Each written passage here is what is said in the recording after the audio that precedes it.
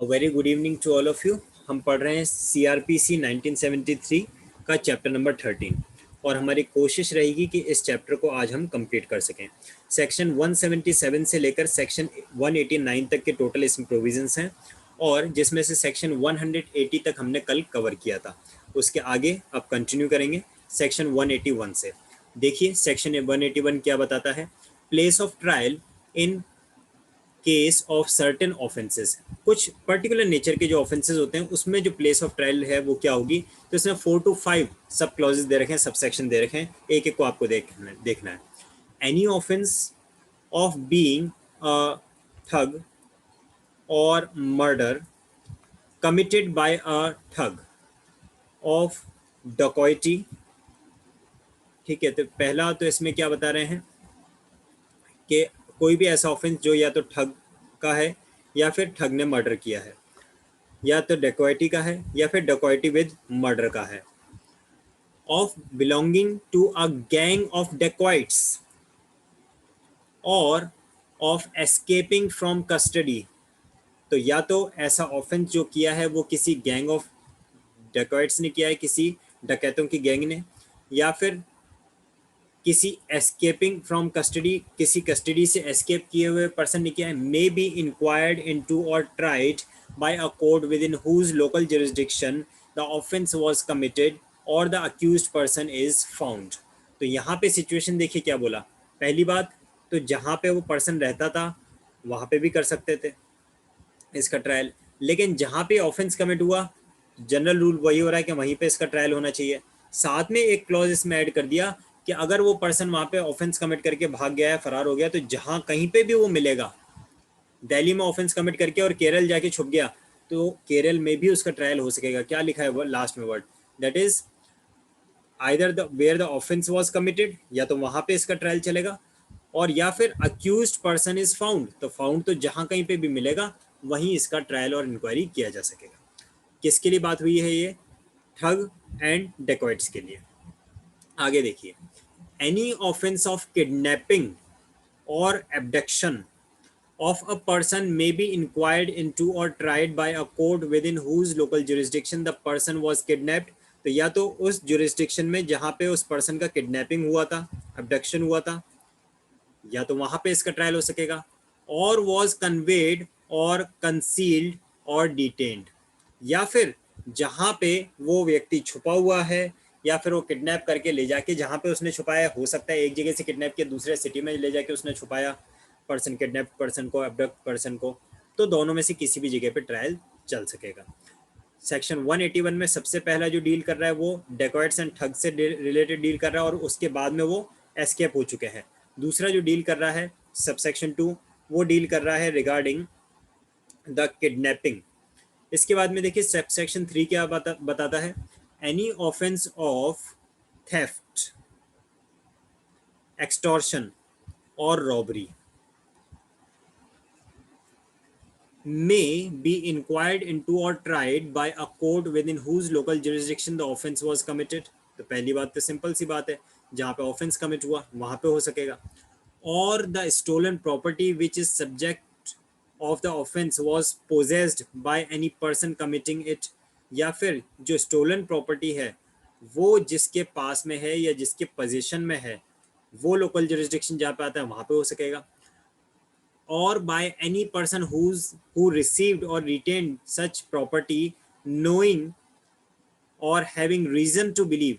चलिए reason to believe एक word आया है, क्या आप में से कोई मुझे चैट बॉक्स में लिख के बता सकता है रीजन टू बिलीव आईपीसी के कौन से सेक्शन में दिया हुआ है?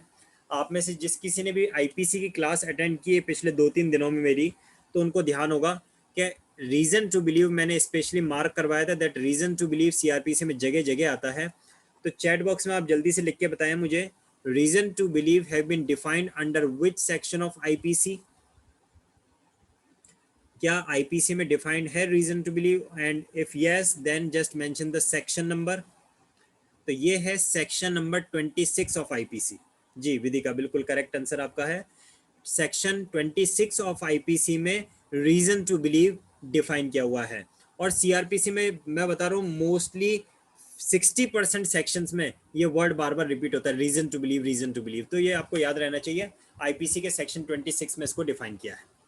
तो जहां कहीं पे भी वो स्टोलन प्रॉपर्टी वगैरह होगी उस जगह पे भी उसका ट्रायल चल सकेगा। सबसेक्शन 4 बताता है any offence of criminal misappropriation और of criminal breach of trust, ये अगर कहीं हुआ है, may be inquired into or tried by a court within whose local jurisdiction the offense was committed।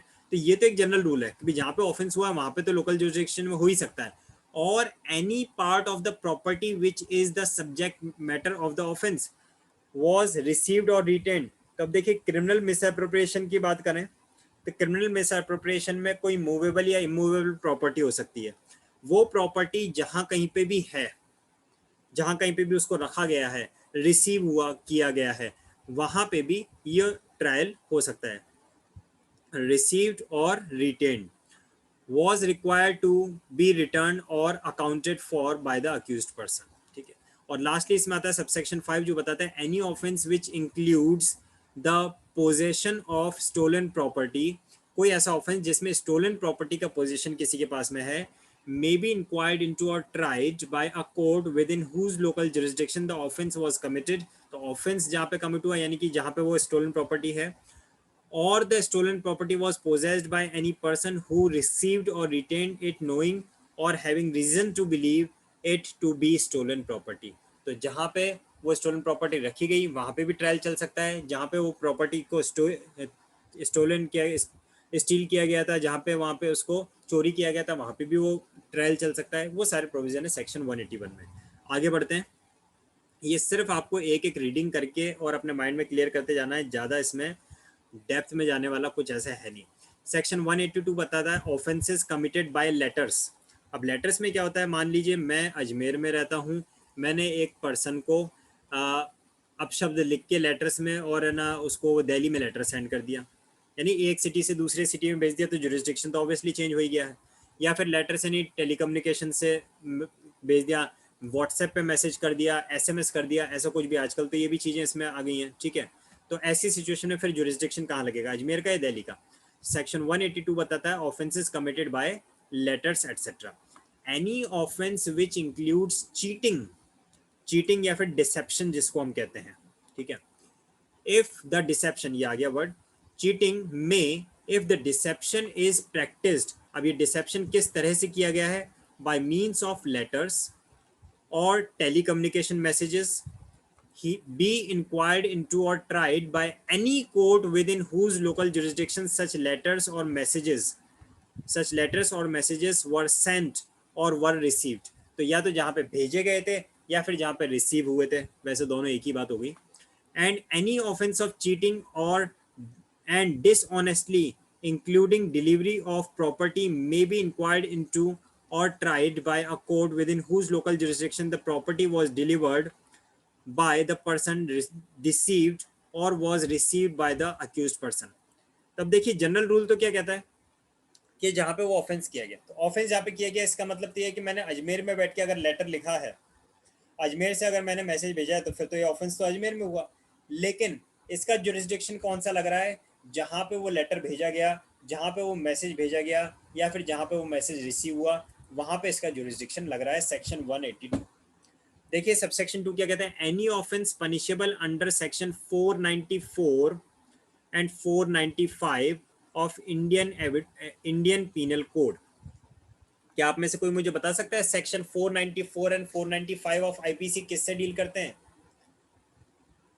Section 494 and 495 of IPC deals with the offences under marriage. अगर कोई person शादीशुदा होते हुए भी दूसरी शादी करता है तो वो 494 के ऑफेंस में कवर होता है। अगर कोई पर्सन शादीशुदा होके ये बात छुपा लेता है कि मैं शादीशुदा हूँ और फिर दूसरी शादी करता है, यानी कि अपनी फर्स्ट वाइफ को धोखे में रखते हुए सेकंड वुमेन को भी धोखे में रख के शादी करता है, छुपा के अगर शादी करता है, तो वो 495 में कवर होता है। ठीक है, तो दोनों ही ऑफेंसेस अंडर द मैरिज वाले में है। may be inquired into or tried by the court within whose local jurisdiction the offense was committed। तो सबसे पहली बात तो जहाँ पे ये मैरिज हुई है, ठीक है, सेकंड मैरिज जहाँ पे हुई है वहाँ पे इसका ट्रायल चल सकता है। और द ऑफेंडर लास्ट रिसाइडेड, या फिर जिसने शादी की है वो जो ऑफेंडर है वो आखिरी जब जहाँ पे रहा था किसके साथ, with her first spouse by the first marriage, है ना, अपनी पहली पत्नी के साथ में वो जब आखिरी बार साथ में रहा था जिस जगह पे, उस जगह पे भी चल सकता है। हो सकता है उसने ऑफेंस तो इंदौर में जाके किया और अपनी वाइफ, प्रीवियस वाली वाइफ के साथ में वो दिल्ली में रहता था, तो दिल्ली में भी चल सकता है क्योंकि वो प्रीवियस वाली वाइफ के साथ वहाँ पे लास्ट रहा था। और इंदौर में जाके उसने ऑफेंस कमिट किया मैरिज का, सेकंड मैरिज का, तो वहाँ पे भी चल सकता है। उसके आगे देखिए और क्या लिखा है, और the wife by the first marriage has taken up permanent residence after the commission of an offence. उसकी जो वाइफ है after this commission of an offence, अगर वो के भी तुमने तो दूसरी शादी कर ली तो ऑब्वियसली फिर वो उससे अलग होकर रहेगी, तो वो कहाँ पे रह रही है वहां पे भी चल सकता है। तो तीन प्लेसेस बता दी यहाँ पे, 494 और 495 का ऑफेंस अगर है तो थ्री प्लेसेस हैं। पहली बात जहाँ पे ऑफेंस हुआ या जहाँ पे उसने सेकंड मैरिज की वहां पे ट्रायल चल सकता है, और जहाँ पे वो अपनी फर्स्ट वाइफ के साथ में रहता था उस जगह पे भी चल सकता है, और जहाँ पे ये ऑफेंस कमिट होने के बाद में उसकी फर्स्ट वाइफ अकेली जाके रह रही है वहां पे भी चल सकता है ट्रायल। तीन जगह बता दी, ठीक है, सेक्शन 182। सेक्शन 183 को हम देखेंगे, ऑफेंस कमिटेड ऑन जर्नी और वोएज, यानी कि यात्रा करते हुए या फिर कोई भी समुद्री यात्रा के दौरान, वोएज एंड ऑल, अगर कोई ऑफेंस कमिट हुआ है। when an offense is committed whilst the person by or against whom the thing in respect of which the offense is committed is in the course of performing a journey or a voyage, the offense may be inquired or tried by the court through or into whose local jurisdiction that person or thing passed in the course of that journey or voyage।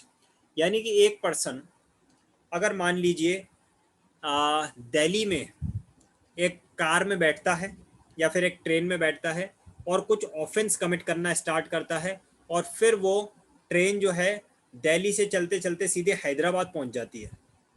Situation समझना, दिल्ली से चलते चलते सीधे हैदराबाद पहुंच गई, तो अब इस ऑफेंस का ट्रायल कहाँ पे होगा, क्योंकि उसने ये ऑफेंस ड्यूरिंग द जर्नी किया है, तो इस ऑफेंस का ट्रायल दिल्ली में तो हो ही सकता है और हैदराबाद में भी हो ही सकता है। लेकिन इसके अलावा क्या बात कही है वो देखिए, बहुत ही इंपॉर्टेंट बात लिखी है कि ये जो ट्रेन थी जहां जहां से गुजरी, thing passed in the course of that journey, उस यात्रा के दौरान ये जो व्यक्ति है जहां जहां से गुजरा वहां सब जगह पे ये ट्रायल हो सकेगा। ठीक है, ये सेक्शन 183 बड़ा स्पेशल सेक्शन था। अगला देखिए, place of trial for the offences tribal together, कोई ऐसे ऑफेंसेस जो साथ में जिनका ट्रायल हो सकता है। ठीक है, the offences committed by any person are such that he may be charged with and tried at one trial, कोई भी ऐसे ऑफेंसेस के लिए जहां पे वो डिफरेंट ऑफेंसेस के लिए एक सिंगल ट्रायल में अगर उसका ट्रायल चल रहा है, for each such offence by virtue of the provision of section 219, 220 and 221, किसका, ऑब्वियसली इसी सीआरपीसी का। ठीक है, देखिए मैं आपको शॉर्ट में बताता हूँ 219 में क्या लिखा है। 219 में ऐसे ऑफेंसेस की बात की है जब कोई एक पर्सन एक ही साल में सेम काइंड ऑफ ऑफेंस को रिपीट कर रहा है, यानी रोज रोज चोरी कर रहा है या रोज रोज वो किसी से क्रिमिनल मिसएप्रोप्रिएशन कर रहा है या फिर वो रोज किसी के साथ ग्रीवियस हर्ट का ऑफेंस कर रहा है, यानी कोई भी एक सिमिलर नेचर का ऑफेंस, सेम नेचर का offence, same kind of offence अगर वो रिपीटेड नेचर में कर रहा है एक साल के अंदर, तो वो सेक्शन 219 में कवर होता है। 220 बताता है regarding the trial of more than one offences, जब एक से ज्यादा ऑफेंसेस का ट्रायल हो एक साथ, उसके बारे में सेक्शन 220 डील करता है। सेक्शन 221 बताता है where it is doubtful what offence has been committed, ये भी सिचुएशन होती है। सुनिएगा क्या सिचुएशन बताए। 221 किससे डील करता है, एक पर्सन है उसको अरेस्ट किया, वो अक्यूज्ड है, अब पुलिस और मैजिस्ट्रेट इस बात के लिए पूरी तरह से कंफ्यूज हैं कि इसके ऊपर चार्जेस कौन कौन से लगाएं, वो क्लियर ही नहीं हो पा रहे हैं। They are in the doubt कि भाई इसके ऊपर चार्जेस कौन कौन से लगाएं। इसने ऑफेंस तो कमिट किया है लेकिन आईपीसी में ये ऑफेंस प्रॉपर्ली डिफाइंड है नहीं, अब इसके ऊपर कौन सा चार्जेस लगाया जाए। इस तरह का अगर कोई कंफ्यूजन वाली सिचुएशन आ जाए तो वो 221 में डील करता है। ठीक है, बड़ा इंटरेस्टिंग सेक्शन है। और सेक्शन 223 आगे क्लॉज बी में आ रहा है, प्रोविजंस ऑफ सेक्शन 223, तो वो भी मैं आपको बता देता हूँ। सेक्शन 223 बात करता है what persons may be charged jointly where the persons have to be charged jointly, जब 2 4 6 लोगों को एक साथ जॉइंट ट्रायल उनका किया जाना हो। तो ये वाले जब ऑफेंसेस हैं तो ऐसी सिचुएशन में ट्रायल कहाँ पे चलेगा, तो उसके लिए लास्ट लाइन पे आ जाइए। The offences may be inquired into or tried by any court competent to inquire into or to try any of the offences। यानी वो जो ऑफेंसेस हैं, जो सारे ऑफेंस उसने रिपीटेड नेचर में किए या फिर उसने 2 4 ऑफेंसेस मिलके एक साथ में किए, या जो डाउटफुल वाला ऑफेंस है, या बहुत सारे लोगों का एक साथ ट्रायल चल रहा है, वो सारे ऑफेंसेस के उसमें से कोई भी एक ऑफेंस, क्योंकि क्या लिखा है, any of the offence word लिखा हुआ है यहाँ पे, यानी कि 4 6 ऑफेंस जो है उन 4 6 में से कोई एक ऑफेंस को पकड़ लो आप, तो कि वो एक अकेला ऑफेंस जहाँ पे ट्राई हो सकता है, जहाँ पे उसका जो इंक्वायरी वो हो सकता है, बाकी सारे ऑफेंसेस भी उस कोर्ट में ट्रायल हो सकेंगे, इंक्वायरी हो सकेगा। ये इतनी सी बात लिखता है सेक्शन 184 की। आगे बढ़ते हैं सेक्शन 185 की तरफ। इनकी सिंपल एक बेयर रीडिंग आप दोबारा से कर लेना और ये आपके माइंड में सारे ऑफेंसेस, सारे प्रोविजंस प्रॉपरली, सारे प्रोसीजर, नॉट ऑफेंसेस, सारे प्रोसीजर्स वगैरह 100% क्लियर हो जाएंगे। देखिए, power to order cases to be tried in different sessions divisions, ये बड़ा अच्छा इंटरेस्टिंग सेक्शन है, इसको थोड़ा इंपॉर्टेंटली आप ध्यान रखना। ये क्वेश्चन प्रीलिम्स में बन सकता है। क्यों बन सकता है, अभी मैं आपको जब ये पूरा पढ़ाऊंगा तो आपके माइंड में क्लियर हो जाएगा। पहले तो ये समझिए कि लिखा क्या है। Not with standing anything contained in the preceding provisions of this chapter. देखिए क्या लिखा है, ये जो सेंटेंस है क्या कहना चाह रहा है। ये सेंटेंस ही कहना चाह रहा है कि चैप्टर नंबर 13 में सेक्शन 177 से लेकर सेक्शन 184 तक आपने जो भी कुछ पढ़ा उस सब चीज़ों को दरकिनार रख दो। Not with standing anything contained in the preceding provisions of this chapter, ऊपर जो भी कुछ लिखा है उससे कोई लेना देना ही नहीं है, एक साइड में कर दिया उन सबको, है ना, ये सबके ऊपर ओवरलैप हो गया। आगे देखिए क्या लिखता है। द स्टेट गवर्नमेंट में डायरेक्ट, स्टेट गवर्नमेंट के पास में पावर है, द स्टेट गवर्नमेंट में डायरेक्ट दैट एनी केस और classes of cases committed for trial in any district may be tried in any sessions division। क्या बोल रहा है, ये बोलना चाह रहे हैं कि ऊपर जितने सेक्शन आपने पढ़े ना 177 से लेकर 184 तक, सारी इतनी बातें बताई जा रही थी कि कौन सा ऑफेंस का ट्रायल कहाँ पे होगा, इंक्वायरी कहाँ पे होगा, उन सारी बातों को करो साइड में। स्टेट गवर्नमेंट के पास में क्लियर कट पावर है, वो अगर चाहे तो किसी कोई भी ऐसा ऑफेंस या फिर कोई भी ऐसा केस जो किसी एक पर्टिकुलर डिस्ट्रिक्ट में कमिट हुआ है और वो उसका ट्रायल और उसका इंक्वायरी किसी अदर सेशन डिवीजन में या किसी भी सेशन डिवीजन में, any sessions division word use किया है, एनी सेशन डिवीजन में वो जिसमें भी चलाना चाहे वो चला सकती है, कोई रोकने वाली, स्टेट गवर्नमेंट को कौन रोकेगा, बेचारी सेंट्रल गवर्नमेंट भी नहीं रोक सकती इसको। तो क्यों, क्योंकि सीआरपीसी है ना, कॉन्करेंट लिस्ट का पार्ट है, सीआरपीसी कॉन्करेंट लिस्ट का पार्ट है, इसका मतलब हमने स्टेट को भी पावर दे रखी है, तो जब स्टेट अपनी पावर को एक्सरसाइज करेगी इसमें तो बेचारा सेंटर भी कुछ नहीं कर पाएगा। ठीक है, ये तो खैर इसमें क्लियरली मेंशन ही कर दिया स्टेट गवर्नमेंट के लिए, लेकिन एक अथॉरिटी है जो इसको रेस्ट्रिक्ट कर रही है। अब देखिए आगे क्या आता है।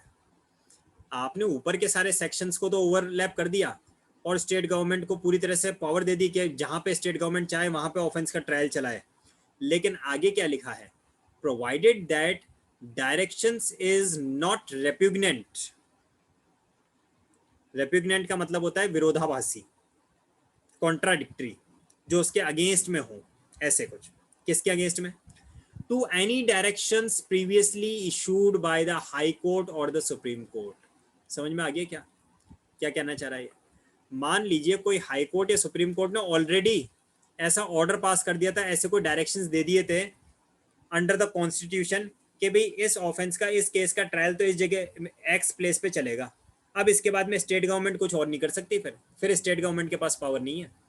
अगर हाई कोर्ट और सुप्रीम कोर्ट पहले ही कॉन्स्टिट्यूशन के अंडर में अपनी पावर्स का यूज कर चुकी है और ऐसे कोई डायरेक्शंस दे चुकी है, तो उसके बाद में फिर स्टेट गवर्नमेंट की कोई वैल्यू नहीं रह जाएगी। अगर हाई कोर्ट और सुप्रीम कोर्ट ने अभी तक कुछ नहीं किया तो फिर तो स्टेट गवर्नमेंट जहां चाहे वहां चला सकती है।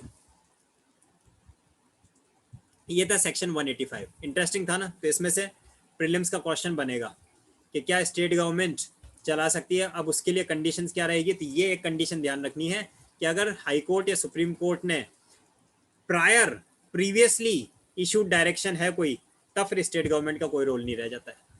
सेक्शन 186 देखो, High Court to decide in case of doubt district where inquiry और ट्रायल शैल टेक प्लेस।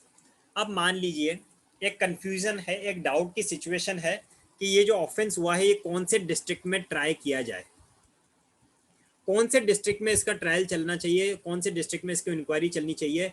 बड़ा कंफ्यूजन चल रहा है। हाई कोर्ट डिसाइड कर ली, हाई कोर्ट डिसाइड करके बोल देगी, हाई कोर्ट के पास हम पूरी पावर अपने स्टेट से रिलेटेड, हाई कोर्ट बोल देगी कि इस डिस्ट्रिक्ट में चलाओ, वहां पे चलेगा, काम खत्म। ठीक है, ये सेक्शन 186 है। देखिए एक बार क्या लिखा है, वेयर 2 और मोर कोर्ट्स हैव, 2 या उससे ज्यादा कोर्ट्स का, टेकन द कॉग्निजेंस। ध्यान से देखो क्या वर्ड लिखा हुआ है, 2 और more courts have taken the cognizance. मैंने आपको ये बात कई बार बताई है पहले भी, दोबारा से एक बार रिपीट कर रहा हूँ। कॉग्निजेंस लेने वाला कोर्ट ट्रायल करने के लिए एम्पावर हो ऐसा जरूरी नहीं है।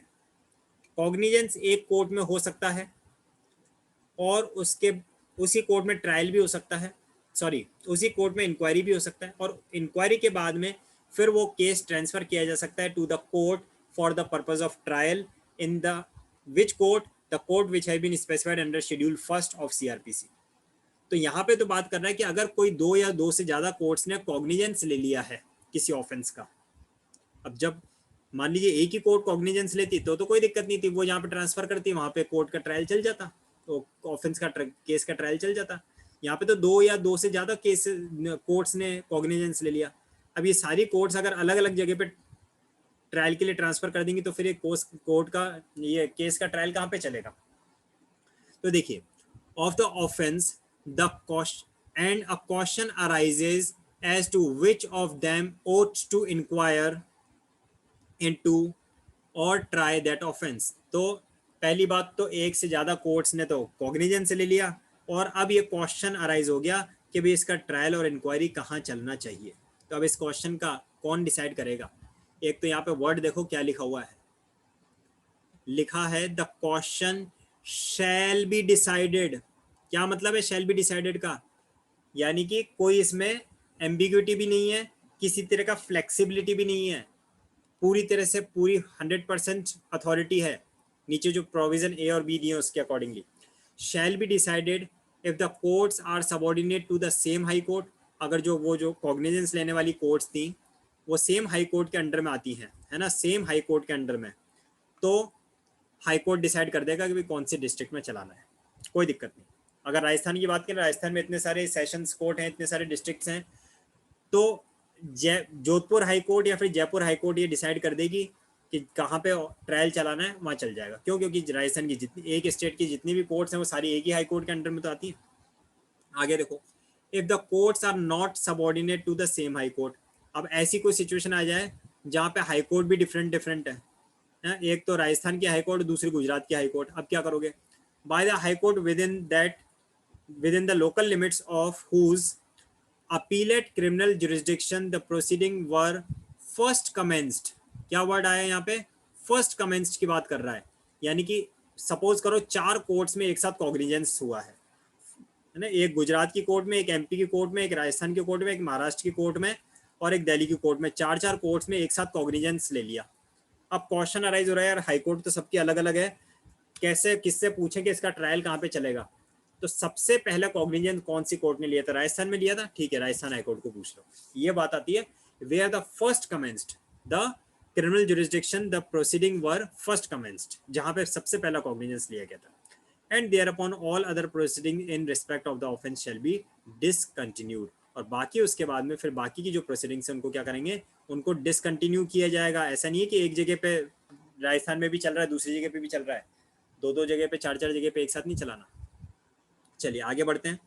सेक्शन 187 डील करता है regarding power to issue summons और warrant for the offence committed beyond local jurisdiction.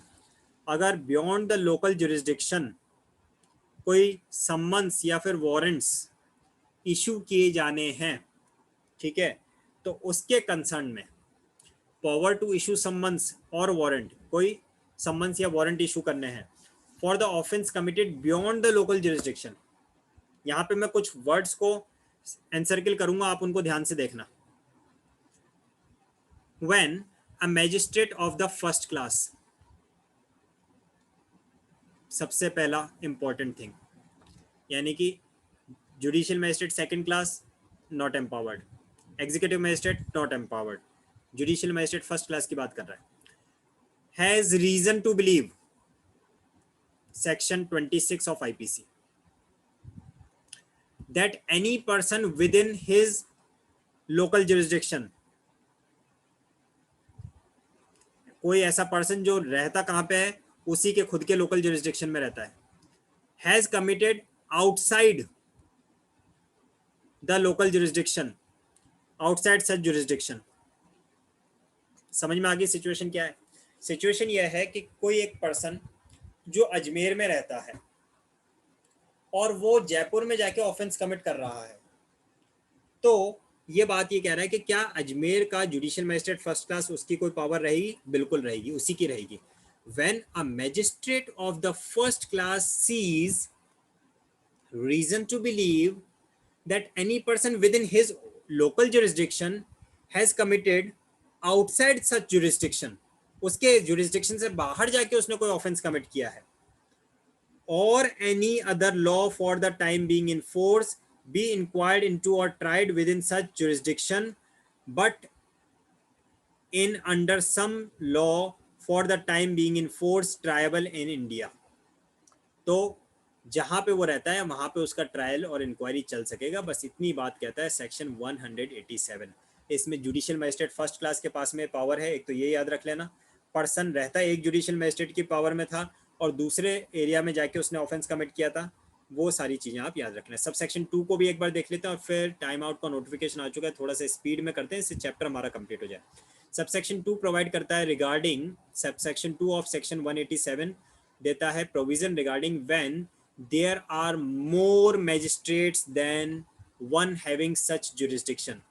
कोई ऐसा पर्सन है जो किसी ऐसे एरिया में रहता है जहाँ पे 2 से ज़्यादा मैजिस्ट्रेट्स का जुरिस्डिक्शन लग रहा है, and the magistrate acting under this section cannot satisfy himself as to the magistrate to or before whom such person should be sent or bound to appear, the case shall be reported for the order to the high court।